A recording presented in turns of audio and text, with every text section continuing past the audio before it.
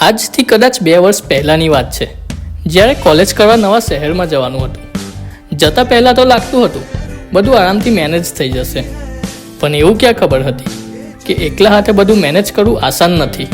શહેર નવું, લોકો નવા, ઘર નવું, જગ્યા નવી, જ્યાં એડજસ્ટ કરવું બહુ અઘરું હતું. અને એકવાર તો બધું મૂકીને ઘરે પણ આવી ગયો હતો. થોડા સમય પછી ફરી હિંમત કરી સપના એક બેગમાં પેક કર્યા, ફરી નીકળી ગયા નવા શહેર તરફ. અને આ વખતે થોડા ભાઈબંધોનો પણ સાથ હતો.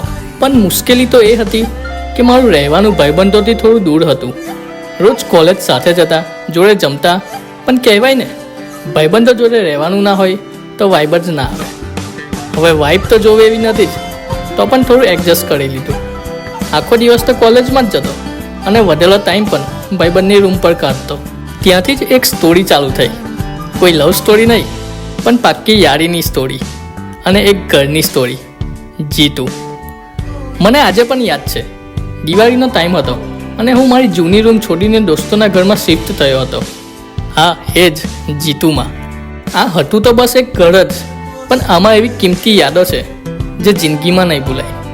અમારી યાદો, પાક્કા દોસ્તોની યાદો, જે એમ તો હતા ગુજરાતની અલગ અલગ દિશામાંથી, પણ જાણે બધા વચ્ચે એક કનેક્શન બની ગયું હતું. હવે મારે એડજસ્ટ નહોતું કરવું પડતું. આ ઘર એક વાઇબ આપતું હતું, અને એમાં પણ પૈસા કરતાં મોંઘા આ ઘરે મને દોસ્તો આપ્યા હતા. પહેલો હતો પડ્યો જામનગરનો, અને કંઈ પણ થાય એનો ડાયલોગ ફિક્સ, આમ નો હાલે હો, આવું તો કાંઈ હોતું હશે. એ અમારા બધા માટે અજાણ્યા શહેરમાં મમ્મી જેવું કામ કરતો. સવારે ઉઠીને શું નાસ્તો કરવો, બપોરે શું ખાઈશું, રાતે શું જમશું થી લઈને કોઈને કંઈ તકલીફ નથી પડતી, એ બધી જ એને ચિંતા. પછી આવે છે નૈતિકભાઈ, આપણા વલહારી. ચાય પીવા તો જવા પડે. જેમ તો પોતાના ઘરે જ રહેતો, પણ મહિનાના 30 દિવસમાંથી 20 દિવસ તો અમારી રૂમે જ જોવા મળતો. એમ તો કોલેજ જવા જલ્દી ઉઠીને રેડી થઈને રૂમે આવતો, પણ અમને સૂતા જોઈને જાતે પણ સૂઈ જતો. એક મેહોનીભાઈ પણ હતા, ડીવી, જેને ગાવાનો બહુ શોખ હતો. કંઈ પણ થાય પણ મેહોનાનું નીચું તો ના જ પડવા દે. બધા ગ્રુપમાં એક તો એવું હોય જ જેની આખું ગ્રુપ મસ્તી લે. એવી જ રીતે અમારા ગ્રુપમાં પણ આ હતો.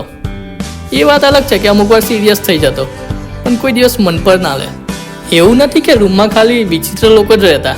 ટોપર પણ હતો, અંકિત, ભગવાન શ્રી રામની જન્મભૂમિ અયોધ્યા નગરીથી, જે એક્ઝામના આગલા દિવસે આખો સિલેબસ વાંચી લેતો અને આખી રાત અમને બધાને પ્રિપેર કરાવતો. તો આવા હતા જીતુના ધુરંધરો, જે સુખમાં સુખી અને દુઃખમાં દુઃખી થતા, જે જોડે ખાવાનું બનાવતા અને એક થાળીમાં જમતા, જે આખી રાત જાગવાથી લઈને બપોર સુધી સૂવામાં સાથ આપતા, જે કોલેજ જતા પણ સાથે અને આવતા પણ સાથે, જે રૂમ ગંદો પણ કરતા અને ભેગા મળીને સાફ પણ કરતા, જે એકબીજાની મસ્તી તો કરતા પણ જરૂર પડતા અડધી રાતે પણ દોડતા.